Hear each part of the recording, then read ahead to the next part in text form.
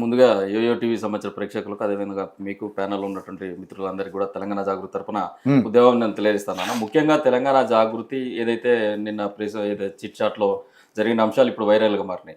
కవితకి ఏది మాట్లాడినా ఒక ప్రభంజనం అవుతుంది, కవితకి ఏది మాట్లాడినా ఒక సంచలనం అవుతుంది.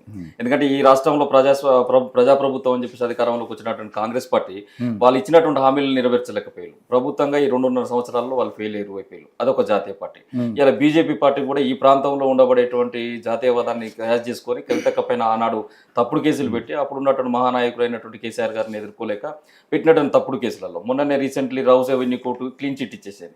3 సంవత్సరాలుగా దర్యాప్తు చేసినటువంటి రౌస్ అవెన్యూ కోర్టు దాదాపు 22 నెలల సుదీర్ఘ విచారణ చేసేసి 50,000 పేజీలు ఛార్జ్షీట్ వేసినటువంటి సంబంధించినటువంటి కోర్టు నుంచే ఈ రోజు కవిత గారికి క్లీన్ చిట్. క్లీన్ చిట్ అయితే లోకల్ కోర్టు నుంచి వచ్చింది, అంటే ఒక కోర్టు కాదు, పూర్తిగా పర్యవేక్షణ చేసినటువంటి కోర్టు నుంచి వచ్చింది. తర్వాత తదనంతరం సిబిఐ దేశం ముందు ముద్దాయిగా నిలబడ్డది, బీజేపీ కేంద్ర ప్రభుత్వం దేశం ముందు ముద్దాయిగా నిలబడ్డది. అనవసరంగా ఆడబిడ్డ నిన్నెళ్ళు పెట్టిల్లా ఆమె క్లీన్ చిట్ వచ్చింది అన్న తర్వాత దాన్ని సర్దుకోవడం కోసం మళ్ళీ ఒకసారి నోటీసులు పట్టుకొని వచ్చేసి ఫర్దర్ 5 కోర్టులకు వచ్చింది. ఇవాళ సిబిఐ పైనే విచారణ, డిపార్ట్మెంటల్ విచారణ చేయమని చెప్పేసి కోర్టు ఇచ్చిందంటే ఇది మామూలు విషయం కాదు. ఎప్పుడు కూడా దర్యాప్తు సంస్థల పైన దర్యాప్తు చేయమని చెప్పేసి కోర్టులు ఎక్కడ ఇయ్యలే. ఈ కేసులో ఆ పరిస్థితికి వచ్చింది. కాబట్టి మేము ఇప్పటికి కూడా ధర్మాన్ని, న్యాయాన్ని, సత్యమేవ జయతే అని చెప్పేసి ఇలా మా పక్షాన న్యాయం ఉందని చెప్పేసి నమ్ముతున్నాం. అదే కొనంలో మేము నిజంగానే బయటపడతాం. రేపు ఫర్దర్గా మిగతా కోర్టులలో కూడా అది పెద్ద ఇష్యూ కాదు. అయితే ఇప్పుడు ఉన్నటువంటి పరిస్థితులలో ఈ రాష్ట్రంలో ఉన్నటువంటి పరిస్థితులను కనుక మనం గమనిస్తేనా ఈ రాష్ట్రంలో పరిస్థితి అంతా కూడా ప్రజల యొక్క కొనుగోలు శక్తి మొత్తం కూడా అరించి వేసేళ్ళు హైడ్రా పేరుతో సామాన్యులకు సంబంధించిన గూడులు కొల్లగొడుతున్నటువంటి పరిస్థితి. ఇవాళ నిరుద్యోగ యువత మొత్తం కూడా మోసం చేసి రోడ్లపై వేసినటువంటి పరిస్థితి. ఇవాళ 60,000 ఉద్యోగాలు ఇచ్చినామని చెప్పేసి తప్పుడు సంబంధించినటువంటి లెక్కలు చెప్తున్నారు. గత ప్రభుత్వం ఇచ్చినటువంటి నోటిఫికేషన్లకు ఉత్తర్వులు ఇచ్చేసి కూడా ఈ రోజు వాటిని కూడా లెక్కలు కడుతున్నారు. ఏటా 2 లక్షల ఉద్యోగాలు ఇస్తానన్నట్టు కాంగ్రెస్ పార్టీ ఫెయిల్ అయింది. ఈ రాష్ట్రంలో ఏదైతే ప్రధాన ప్రతిపక్షంగా ఉండి ఈ ప్రాంత ప్రయోజనాలు కాపాడుతానుకున్నటువంటి బీఆర్ఎస్ పార్టీ కూడా ఇవాళ ప్రతిపక్ష పాత్రను పోషించడంలో విఫలమైంది. బాగా చెప్తా, ఇవాళ వాళ్ళు పోరాడే పరిస్థితి లేదు. ఇవాళ హరీష్ రావు గారి నాయకత్వంలో ఏదైతే అసెంబ్లీలో వీళ్ళు పోరాటం చేస్తామని చెప్పేసి అన్నారో ఆ చివరకు ప్రజల యొక్క సమస్యలను విన్నవించేటువంటి అసెంబ్లీలో వాకౌట్లు వేసేసి బయటకు వచ్చి గన్ పార్కుల దగ్గర దీక్షలు చేసినటువంటి పరిస్థితి. ఈ మొన్న బడ్జెట్ సెషన్ కాకుండా అంత ముందుకు జరిగినటువంటి సెషన్లో మీరు గమనించినట్లయితే కనిపిస్తుంది. సో ప్రజా సమస్యలను ఎగరవు పెట్టాల్సినటువంటి వేదిక అసెంబ్లీ. ఆ అసెంబ్లీని వాకౌట్ చేయాల్సిన పరిస్థితి మీకు ఎందుకు వచ్చింది? ఆ అసెంబ్లీ వేదికైనా కదా మీరు వాటిని పరిష్కరించాలి. కాబట్టి ఈ రాష్ట్రంలో వెలుగుమట్ల ప్రోగ్రామ్ జరిగింది. వెలుగుమట్లలో దాదాపు 700 కుటుంబాలను మొత్తం కూడా గూడు కూల్చింది కాంగ్రెస్ పార్టీ. మరి వెలుగుమట్ల ప్రోగ్రామ్ లో పోవడం, కంటెంట్ క్రియేట్ చేయడం, ఫోటోలు దిగడం, దాంతో ట్విట్టర్ లో పెట్టడంతో సమస్య పరిష్కారం అయిపోద్దా? కేటీఆర్ గారు చేసింది అక్కడ పోయిళ్ళు పరామర్శించి తవరు జరిగింది. కానీ మేము సమస్యను చూడడానికి పోయిన తర్వాత కవితక్క ప్రతి సమస్యను సూక్ష్మంగా చూస్తుంది. సూక్ష్మంగా చూసింది, అక్కడ పోయి పరామర్శించి అసలు పరిస్థితి తెలుసుకుందామని పోయినటువంటి నాయకురాలు ఆడికి పోయిన తర్వాత వాళ్ళ సమస్యలను చూసి చలించిపోయారు. అదే విశ్వనాథన్ మహారాజు గారు మాతో పాటు కలిసి రావడం, 70 సంవత్సరాల చరిత్ర ఉన్నటువంటి ఖమ్మంలో వామపక్షాలకు ఒక అరుదైనటువంటి చరిత్ర ఉన్నది. అట్లాంటి దగ్గర కూడా ఇంత పెద్ద మహార్యాలీ జరగలే. అంత పెద్ద మహార్యాలీ చేసిన తర్వాత అక్కడ పోలీసులు అడుగడుగున అడ్డుకున్నారు. ప్రజాప్రభుత్వం అన్నటువంటి కాంగ్రెస్ పార్టీ అడుగడుగున పోలీసు రాజ్యంతో ప్రజాస్వామ్యవాదంలో నందని కూడా అడ్డుకునే ప్రయత్నం చేస్తే అప్పటికప్పటికి నిరాహార దీక్షకు పిలుపునిచ్చేసి 3 రోజులు నిరాహార దీక్షను కొనసాగింపు చేసుకుంటూనే ప్రభుత్వం పైన ఒత్తిడి పెట్టి సుమారు 412 కుటుంబాలకు ఆ రోజు ఏదైతే ఇండ్ల పట్టాలకు సంబంధించినటువంటి ఇవ్వడం జరిగింది. ఇప్పటికి దానిపైన నిజ నిర్ధారణ కమిటీ తెలంగాణ జాగృతి ఆధ్వర్యంలో లేచినాం. జస్టిస్ మాజీ ఎవరైతే న్యాయవాదులు ఉన్నారో వాళ్ళతో కూడా కలిపేసినాం. వాళ్ళందరూ కూడా విచారణ చేపడుతుంటారు. ఈ సమస్యను ఇక్కడతో మేమేం వదిలిపెట్టలే, ఇంకా దీన్ని పట్టుకొని ఉన్నాం. అంటే ఒకసారి ఒక సమస్యను టేకప్ చేస్తే కవితక్క ఆ సమస్యను పూర్తిగా దాన్ని విజయ తీరాలు తీసుకుపోయే విధంగా చేస్తుంది. అది మహిళా బిల్లే కావచ్చు, అంబేద్కర్ విగ్రహాన్ని అసెంబ్లీలో ప్రవేశపెట్టడమే కావచ్చు, లేకపోతే గతంలో జరిగినటువంటి ఇంకా అనేక అంశాలు కావచ్చు, అన్ని కూడా మీరు ఒకసారి గుర్తుంచుకోండి. ఈ ప్రాంత సంస్కృతి మొత్తం కూడా అడగంటిపోయినప్పుడు శ్రీమంద్ర పాలనలో బతుకమ్మకు బతుకు లేకుండా చేసినప్పుడు, బోనాల పండుగకు ప్రాణాలు ఇస్తున్నప్పుడు ఈ ప్రాంత సంస్కృతిని విశ్వపీఠం పైన నిలబెట్టినటువంటి మహిళా నాయకురాలు ఎవరు ఉన్నట్టయితే కవితక్క. సో ఇక్కడ ఏం జరిగింది అని అంటే ఈ పార్టీ బీఆర్ఎస్ పార్టీలో అంతర్గత ప్రజాస్వామ్యం లేదు. ఈ పార్టీకి 20 సంవత్సరాలు వచ్చినాయి. ఈ మీరు ఏదైతే సిల్వర్ జూబ్లీ చేసుకుంటున్నారో ప్రజల నుంచి వచ్చినటువంటి వినతులను పార్టీకి చెప్పేటువంటి ప్రయత్నం చేసింది. సరి చేసుకోవాల్సిన పరిస్థితి ఉన్నది. ఉద్యమకారుల నుంచి నిరసన వస్తుంది. నక్సలైట్లకు మద్దతుగా లేని పరిస్థితి కనపడతా ఉంది. ఎందుకంటే ఏది ఆపరేషన్ కగర్ అనేటువంటిది అది కగర్ ద్వారా నక్సల్ అడవులో మొత్తం రక్తపాతం పాలిస్తుంటారు కూడా ఒక ఉద్యమ పార్టీగా మీరు స్పందించట్లేరు. ఇది కూడా నిరసన వస్తుంది. కాబట్టి అంతర్గత ప్రజాస్వామ్యం రావాలి. పెద్ద సారతో కూడా మీ అందరికీ అంటే చిన్న స్థాయిలో ఉండబడేటువంటి 3 అంచెల వ్యవస్థలో పనిచేసేటువంటి నాయకులకు కూడా యాక్సెస్ కావాలి. ఇలా మొహమ్మద్ అలీ లాంటి ఒక ఇది రాష్ట్రానికి హోంమంత్రిగా పనిచేసిన ఆయన పోతే గేట్ల ముందు నిలబడాల్సిన పరిస్థితి, గద్దర్ లాంటి మహా వ్యక్తి పోతే గేట్ల ముందు అప్పుడు ఆ పార్టీలోనే ఉన్నారు సో కదా, నేను ఇవన్నీ అదే ఎప్పుడు ఎందుకు కనపడలేదు అప్పుడు? ఏమంటున్నా ప్రతిసారి అడుగుతాం అప్పుడు ఎందుకు కనపడలేదు ఇవన్నీ, ఇప్పుడు ఎందుకు కనపడుతుంది? అవన్నీ అప్పటికి కనపడ్డప్పటికి కూడా ఇలా ఈమె విషయంలో కూడా అంతర్గత ప్రజాస్వామ్యాన్ని ప్రశ్నించిన పాపానికి కనీసం పార్టీకి ఉండబడేటువంటి కాన్స్టిట్యూషన్స్ రైట్స్ ఏవైతుంటాయో వాటిని కూడా తొంగలో దుక్కిలే కదా. టీబీజీ కేసు లాంటి కార్మిక సంఘానికి దాదాపు 10 సంవత్సరాలు సర్వీస్ ఇచ్చినటువంటి కవితక్కను కనీసం కార్మిక చట్టాలను ఉల్లంఘించి కనీసం జనరల్ బాడీ మీటింగ్ కూడా పెట్టకుండా మీరు డైరెక్ట్ తీసుకొచ్చి తొలగించడము దేనికి దారి తీసింది, ఆ విధంగా తొలగించిండు. అదే అమెరికాలో ఉన్నప్పుడే, ఇదే అమెరికాలో ఉన్నప్పుడు కూడా ఈ లెటర్ సంబంధించినటువంటి లీక్ చేసిండు. నేనేమంటున్నా, మీరు నిన్నగాక మొన్న డ్రగ్స్ కేసులో దొరికినటువంటి పైలట్ రోహిత్ రెడ్డికి మీరు వివరణ కోరుతూ షోకాజ్ నోటీస్ సర్వ్ చేస్తారు. అది కూడా అనేక ప్రజాస్వామికవాదుల నుంచి నిరసన వచ్చి రకరకాల ఆయన కూడా బెదిరించడం, నాకు షోకాజ్ నోటీసులు ఇస్తే మీ అన్ని బయట పెడతాను ఆయన బెదిరించడం. నేనేమంటాను అంటే అట్లాంటి వ్యక్తికి కూడా మీరు ఇచ్చిల్లు. ఇవాళ ఇంటి బిడ్డను పార్టీ నుంచి సస్పెండ్ చేసిన పార్టీ కన్నా ఉంటుందా? మేము పార్టీకి వ్యతిరేక కార్యక్రమాలు చేస్తే వాటిని మీరు బయట పెట్టాలి కదా.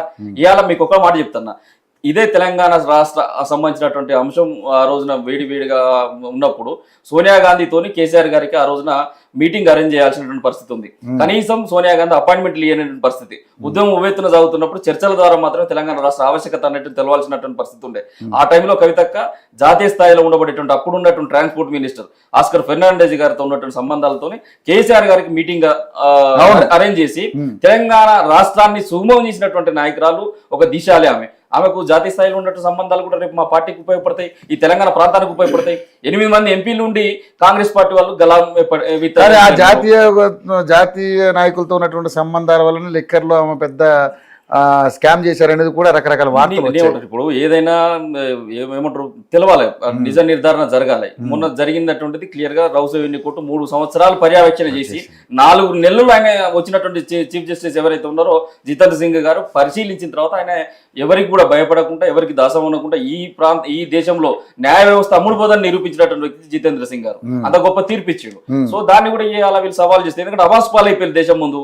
అట్లాంటి మహిళలను తీసుకుపోయి అడ్డగోలుగా 5.5 జైలు పెడతారా మీరు, ఇంత న్యాయమని దేశం ప్రశ్నిస్తుంది. కాబట్టి మొగం తెలివి కోసం ఇలా మళ్ళీ హైకోర్టుకు వీళ్ళు తప్పితే సేమ్ హైకోర్టులో వాళ్ళు పెట్టినటువంటి ఏదైతే మళ్ళా కేసును తీసుకోవాలి, ఇది ఇట్లా జరిగింది అనేటువంటి దాంట్లో కూడా ఎక్కడ కూడా ₹1 రికవరీ ఇచ్చినటువంటి పాపం లేదు. కంప్లీట్ మీకు ఒకటే చెప్తున్నా, ఈ దేశంలో రాజకీయ ప్రేరేపితంగా అయినటువంటి కేసులన్నీ కూడా 98% ఫెయిల్యూర్ అయినటువంటి కేసులే. నిన్న మొన్న సోనియా గాంధీ పైన కేసు కూడా ఎత్తివేసినటువంటి పరిస్థితి.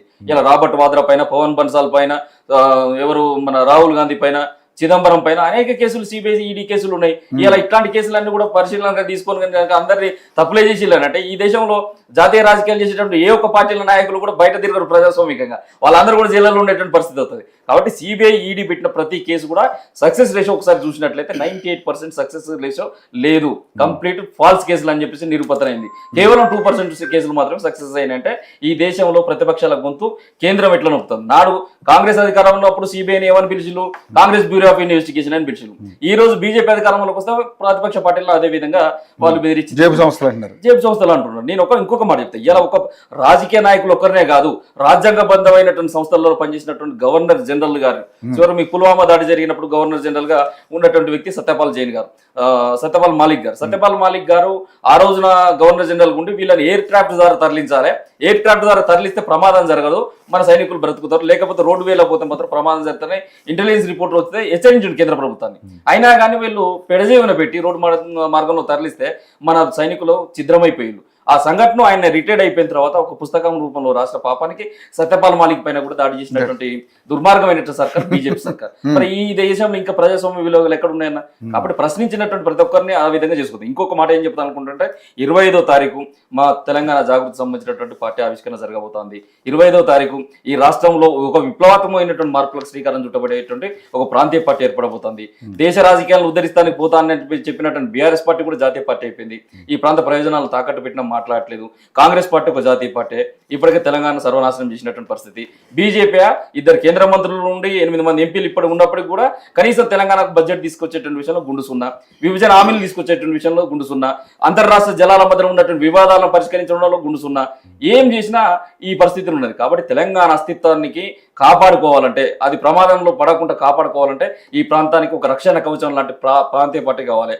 ఆ ప్రాంతీయ పార్టీ ఆడబిడ్డ నేతృత్వంలో ఈ అలా రేపు ఉన్న సరే రాబోయే ప్రాంతీయ తెలంగాణ పార్టీ ప్రభుత్వం- పెట్టుకోవచ్చు తప్పులేదు, కానీ ఇప్పటికీ కూడా ఎందుకు ఆంధ్ర మీద విషయం చిమ్ముతున్నారు? కేవలం కవిత గారు ఎందుకు అలాంటి వ్యాఖ్యలు చేస్తా ఉన్నారు? ఆంధ్ర మీద మాకేమి కోపం ఉంటుంది, మాకు ఎట్లాంటి విషయం చెప్పేటువంటి ఆలోచన లేదు. ఏదన్నా ఏదైతే నీళ్ళ విషయంలో జరుగుతున్నటువంటి వివాదాలు ఏవైతే ఉన్నాయో ఇవన్నీ కూడా చర్చల ద్వారా పరిష్కరించుకోవాలని చెప్పేసి కోరుకుంటున్నారు. ఈ రేపు రోజున చంద్రబాబు నాయుడు అక్కడ అధికారంలో, రేపు జగన్ వచ్చిన అధికారంలో ఉన్న ఒక స్నేహపూర్వకమైనటువంటి వాతావరణంలో పరిష్కరించాలనుకుంటారు. ఇప్పుడు నేనేమంటున్నాను, మీరు ఈ విషయానికి వస్తే కృష్ణా జిల్లాలో సంబంధించిన కృష్ణా జిల్లాలో అవును. కృష్ణా జిల్లాల విషయంలో వివాదాలు ఉన్నాయి. వివాదాలు ఉన్న దగ్గర ప్రాజెక్టులు కట్టలేదు వీళ్ళు, కనీసం ఆ నీళ్ళని తీసుకొచ్చేటువంటి పరిస్థితి లేదు. ఈ వివాదాలు లేనటువంటి 900 టీఎంసీ పైచికులు ఉన్నటువంటి గోదావరి బేసిన్లో ఉన్నటువంటి నీటిపైన మాత్రం కాళేశ్వరం పైన అనేక కోట్ల రూపాయలు వెచ్చించారు. ఇవాళ కృష్ణా డెల్టాలో వివాదాలు ఉన్నాయి, ముందు పరిష్కరించుకోవాల్సింది ఏంటిది? ఎస్ఎల్బిసిని ఎందుకు పూర్తి చేసుకోలేకపోయినాం మనం? అది నేను అనేది ఏంటంటే, ఇక్కడ ఉండబడేటువంటి దాంట్లో ట్రిబ్యునల్ దగ్గర పోయి కేసు వేసింది బీఆర్ఎస్ పార్టీ. అదే కేసు వేయకుండా మీరు అంతర్రాష్ట్ర ఒప్పందాలు చేసుకున్నారు కదా, కృష్ణా రివర్ బోర్డు ఏదైతే కేఆర్ఎంబి ద్వారా కూడా మీరు చేసుకున్నారు కదా. ఆ రోజు మీరు సంవత్సరానికే అగ్రిమెంట్ అన్నారు. ఏది మనకు వచ్చినటువంటి 811 టీఎంసీలలో మనకు రావాల్సినటువంటి టీఎంసీలకు వీళ్ళు 299 టీఎంసీలకు ఏదో తీసుకొని వచ్చిన తర్వాత మిగతా వాటికి ఇది ఓన్లీ ఒక సంవత్సరం అన్నారు. మరి సుమారు 7 సంవత్సరాలు ఎట్లా కొనసాగింది అగ్రిమెంట్? అంటే నేనేమంటాను, న్యాయస్థానాల తీర్పుల కంటే కూడా ఇంటర్ స్టేట్ అగ్రిమెంట్స్ అనేవి చాలా బలమైన అగ్రిమెంట్స్. ఆ రోజు ఆ అగ్రిమెంట్ చేసుకుంది కేసీఆర్ ప్రభుత్వం కదా. ఇది స్టాటిస్టికల్ మిస్టేక్ నేను అనేది, ఉద్దేశపూర్వకంగా చేసిందని నేను అనట్లే. కానీ కేసీఆర్ గారు ఆ రోజు కొనసాగింపే దాని మీద నిర్ణయం తీసుకోవడం అనేది స్టాటిస్టికల్ గా వాళ్ళు చేసినటువంటి పొరపాటు. ఆ పొరపాటు ద్వారా నష్టపోయింది ఏంది ఎవరు? ఇలా మహబూబ్నగర్ ప్రాంతం మొత్తం కూడా ఎడారిగా మారింది. ఏం జరిగింది? మీరు తీసుకొచ్చి లిఫ్ట్ ఇరిగేషన్ల ద్వారా పెడితే ఇలా కెనాల్స్ లేవు, డిస్ట్రిబ్యూటర్స్ లేని పరిస్థితి. ఏ ప్రాజెక్టు కాంక్రీట్ లెవెల్ వరకు పూర్తయింది ఆడి వరకు? ఒకసారి తెలంగాణ మొత్తం పర్యటించినా గానీ ఎక్కడన్నా ఒక ప్రాజెక్టు పూర్తయిందా అని అంటే ఈ మహబూబ్నగర్ ప్రాంతంలో, కృష్ణా డెల్టాలో కానీ, గోదావరి బేసిన్ లో కానీ ఎక్కడ కూడా ప్రాజెక్టు గత 10 ఏళ్లలో